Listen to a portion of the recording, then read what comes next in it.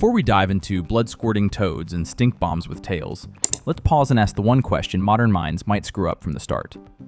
What even counted as a pet to a prehistoric Native American? Because if you're imagining leashes, chew toys, or little name tags that say fluffy, you're about 20,000 years too late.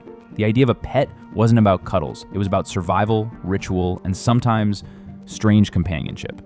These weren't domesticated animals kept for fun. These were spiritual allies, sacred symbols, or living tools with a bite worse than their bark. Some were kept to guard camps, some were kept to chase off evil spirits, and a few were basically ancient vacuum cleaners for lice, roaches, and the occasional demon. We are diving into the weirdest pets our amazing ancestors tried to keep, so make sure to stay to the end of the video because the last pet we talk about will terrify you. Keeping an animal meant you respected its power. You didn't own it. You invited it into your world, and sometimes it stayed. Other times, it killed your chickens. Children raised wolf pups that later guarded the tribe. Medicine men fed skunks to keep bad omens away. A crow that mimicked your gossiping neighbor might be seen as a sign from the ancestors, or just an annoying feathery snitch. There were no fences, no pet beds, no squeaky toys. A prehistoric pet could sit beside your toddler during a storm, or carry it off if you weren't watching. You weren't in control. You were part of the same survival dance. So keep that in mind, because what comes next isn't a Disney animal parade. It's a lineup of weird, wild, and very deadly companions that lived right beside some of the earliest Native Americans. And it all started with the bird that thought it was a family member and screamed like a demon every morning. Turkeys. Let's go. So imagine crawling out of your woven fiber sleeping mat at dawn, your bones still stiff from the cold desert night, and before you can even stretch, a feathered lunatic screams in your ear like it just saw Satan. That's life with a prehistoric turkey. The Puebloan peoples, long before the Spanish showed up with chickens, were already dealing with drama queens in the form of wild turkeys. These weren't just food. In fact, many of them weren't eaten at all. They were sacred, feathered relatives, spirit messengers. Some tribes believed turkeys carried prayers to the heavens on their wings. Others used their feathers to craft ceremonial cloaks that shimmered like moving art. But let's not romanticize it too much. Turkeys are loud, like apocalyptic loud. They'll gobble at the wind, gobble at shadows, gobble at your crying infant. They strut like they invented confidence and pick fights with people twice their size. Now, imagine that thing inside your house, knocking over baskets, pecking at your dried corn, judging your dreams with its cold, beady eyes. And still, they were treated with respect. Buried like family members, fed scraps from meals. Some even had names. Of course, none of this stopped them from attacking toddlers or sneaking into sweat lodges like they owned the place. Their feathers brought status, their presence brought spiritual meaning, but their personalities brought pure chaos. And yet, for many native tribes, that chaos was a blessing in disguise, a loud, ridiculous, beautiful connection between people and nature. So what's the lesson here? Just because something gives you feathers doesn't mean it gives you peace. Just when you thought prehistoric pets couldn't get weirder, enter the prairie dog. Not a dog, not even remotely.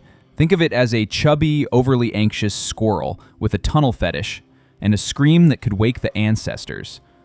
And yes, some Native American tribes actually welcomed these neurotic diggers into their homes. The Mandan people, among others, saw prairie dogs as signs of protection. Their sudden appearances near camps were taken as good omens, especially before storms. Some believed they could sense changes in the weather or warn of danger. That's sweet, right? Except prairie dogs always think danger is coming. A falling leaf? Scream. A gust of wind? Scream louder. A baby sneezes? That's it. Full evacuation drill. Now imagine raising one. You tuck this fuzzy little bundle into a woven basket, thinking it'll be cute and quiet. Next thing you know, it's gnawed through your sleeping mat, tunneled under the fire pit, and is yelping like a haunted kettle because someone stepped on the twig. And guess what? You can't even stay mad, because it looks at you with those little eyes like it knows something from the spirit world. To be fair, prairie dogs weren't always treated like pets in the modern sense, more like spiritual neighbors or adopted gremlins. Some kids raised orphan pups, some elders believed they could chase away sickness or invite good fortune. but more often than not, they just chewed through things and barked at invisible ghosts. Lesson here, not all alarms are useful, especially when they come with claws and a dirt addiction. So prairie dogs were chaotic and loud, sure, but now imagine something 10 times bigger, 10 times smarter, and with teeth that could snap a deer's neck. That's right, some native tribes didn't just live near wolves, they raised them. Not fluffy golden retrievers, real wolves. And it wasn't a hobby, it was survival, and sometimes something much deeper. Long before the first European mutt ever barked on this continent, early Native Americans had already formed bonds with wolves. There's archaeological evidence of wolf burials beside humans, bones showing signs of care, and even traces of selective breeding, which might have led to the first domesticated dogs in North America. But don't get it twisted. These weren't pets. They were partners, hunting allies, spirit animals, guardians. And to make that work, you had to raise a wolf pup from birth. Catch it early enough, feed it from your own hand. Let it grow up with your scent. Otherwise, it'd just see you as a walking snack with legs. No joke. You miss a few feedings, and that sacred wolf might start eyeing your liver. Some tribes believe wolves were reincarnated ancestors or messengers from the spirit realm. So disciplining one wasn't just dangerous, it was practically blasphemy. Imagine a child scolding a pup for chewing rawhide sandals, and an elder whispering, "That's your great uncle, you fool." Wolves weren't trophies, they were equals, sometimes more than equals. You didn't tame a wolf, you earned its respect. You spoke with food, body language, and trust. Or you didn't speak at all, and your clan got new burial duties. Lesson: you don't own a wolf, you survive its company. After risking your life to raise a wolf, what's next? How about welcoming a tiny furball that comes with a built-in chemical weapon? Yes, we're talking about skunks, the black and white stink bombs of the forest. And believe it or not, some native tribes didn't just tolerate them. They invited them in. Tribes like the Cherokee, Muskogee, and others across the eastern woodlands actually raised baby skunks. Not as jokes, not as punishments, but as useful, affectionate, odor-enabled roommates. You see, once you raise them young, and possibly snipper block that infamous scent gland, skunks are surprisingly gentle, calm, loving, even cuddly. But you had to be very sure the plumbing was properly disabled, because one wrong move, and suddenly your winter tent becomes a chemical war zone. Skunks were valued for more than just cuteness. They were excellent rodent hunters, patrolling camps for mice, bugs, and even snakes. Some elders believed they could ward off sickness or evil spirits. After all, what demon wants to possess a tent that smells like a rotting onion and vinegar? There's a reason most people didn't fight over who got to sleep next to one. Even a de-scented skunk had aura, a spiritual funk. And just the fear of a misfire was enough to make people nervous. Just imagine a family dinner, everyone enjoying stew, and suddenly little Stripey walks in, tail raised. Do you keep chewing, or do you dive out the back flap like your life depends on it? Lesson here, even the stinkiest creatures have value, if you're brave enough to raise them. After skunks cleared out the demons with their perfume, let's meet the birds that invited those demons back just for laughs. Ravens and crows. Big-brained, beady-eyed, and full of attitude. If wolves were your loyal partners and skunks your stinky defenders, these birds were the feathered con artists that lived for chaos and snacks. Tribes across the Pacific Northwest, Great Plains, and beyond had deep respect for ravens and crows. They weren't pets, they were spirits, tricksters, sometimes messengers from the spirit world, and other times freeloading little jerks who mocked you while stealing your dried bison meat. Oral stories painted them as both wise and ridiculous. Shapeshifters, creators, or pranksters who messed with humans just because they were bored. People sometimes raised them from fledglings, fed them, let them hang around camps, and in return, the birds might bring shiny rocks, chase off pests, or mimic your grandmother's voice just to freak you out. Imagine being alone in the forest and hearing, "Where's my firewood?" in your late aunt's tone, only to find a crow perched smugly on your cooking pot. These birds didn't obey. They understood and then ignored you on purpose. Some were even used to deliver small items between nearby camps, not because they were trained, but because they were nosy and liked dropping things in dramatic places. And if they didn't like you, you'd wake up to feathers in your stew or your moccasins hanging from a tree branch. You couldn't control them. You could only respect their weird presence and pray they didn't turn your hut into their personal comedy stage. And if you thought ravens were chaotic with feathers, wait till you meet the desert reptile that looked like it crawled out of a volcano and had a secret weapon behind its eyeballs. Enter the horned toad, which, fun fact, isn't a toad at all. It's a squat, armored lizard with a face like an angry potato and the ability to squirt blood from its eyes. Yes, real blood from real eyeballs. In the dry lands of the American Southwest, tribes like the Navajo held horned toads in deep spiritual regard. They weren't just desert furniture. They were seen as sacred protectors, especially for children. Some believe they warded off snake bites. Others said they carried messages to the gods of the underworld. Either way, they were respected, and sometimes raised as pets by kids who didn't mind their scaly texture and demon defense features. Imagine being 7 years old, proudly holding your new desert buddy, and suddenly it gets spooked. And bam! A red jet of eyeball juice right to the face. Welcome to prehistoric bonding. That's not just trauma, that's a spiritual awakening.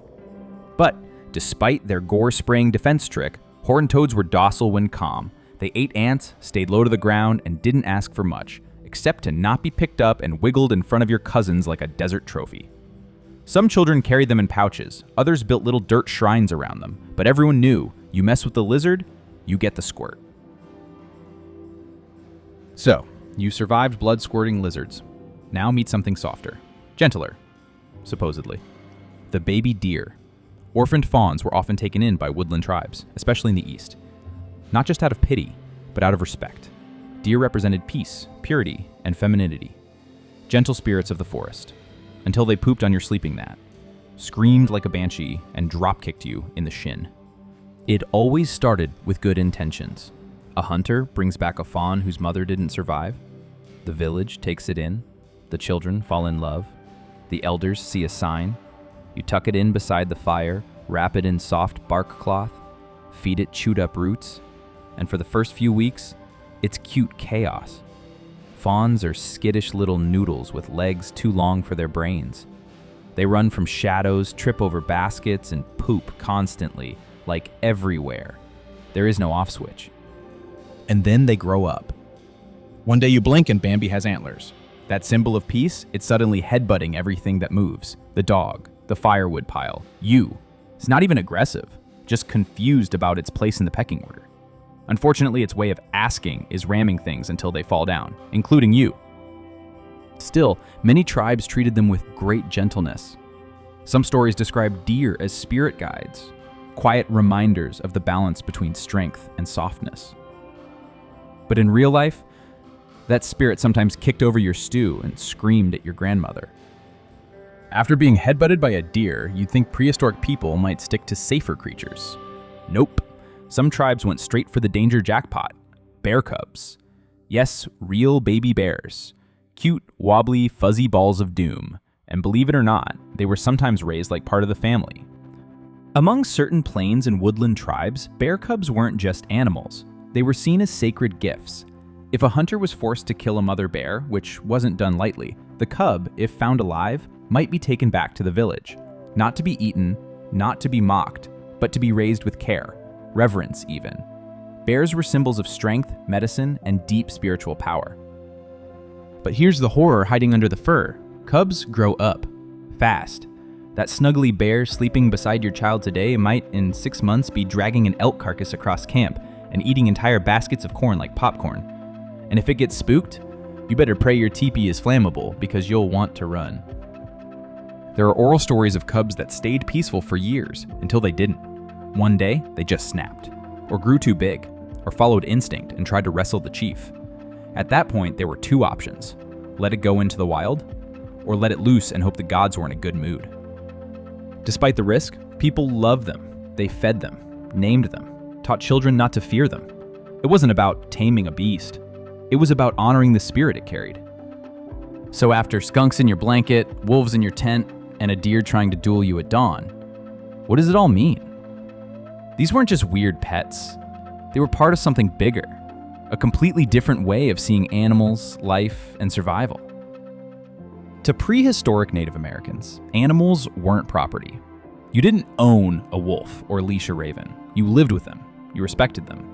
Every creature, no matter how loud, smelly, or blood-squirting, had a role, a lesson. Sometimes that lesson was spiritual. Sometimes it was survival. And sometimes it was never raise a bear in a one-room hut. These relationships weren't built on control. They were built on balance. Nature wasn't a thing to dominate, it was a world to listen to, even if what it had to say came from the butt of a skunk or the beak of a gossiping crow. The strangest creatures were often the most respected. The stinkiest had secret power, the scariest, sacred meaning. Now compare that to today's pet culture. Filtered water bowls, GPS-tracked collars, dog strollers, cat hotels with lavender-scented walls. Could you imagine dropping one of those modern fur balls into a clan camp with a raven that steals bones and a lizard that shoots blood? Total meltdown. Let's be real. Would you keep a wolf, a skunk, and a horned toad with PTSD in your one-bedroom apartment? No? Then congratulations. You would not have survived prehistoric clan life. Final lesson? Prehistoric Native Americans weren't just animal lovers. They were part warrior, part healer, part babysitter, and part stand-up comic. And every pet, no matter how weird, was a mirror of the world they lived in. Because in that world, even your pet could bite time. If you made it through blood-squirting lizards, skunk roommates, and wolves that might eat your face, welcome to the wild side of Native America. These weren't just pets. They were survival partners, spiritual chaos, and sometimes walking disasters. So go ahead, hit that like button, subscribe for more Untamed History, and tell us in the comments, which prehistoric pet would you take home? Be honest, even if it's the skunk. We won't judge.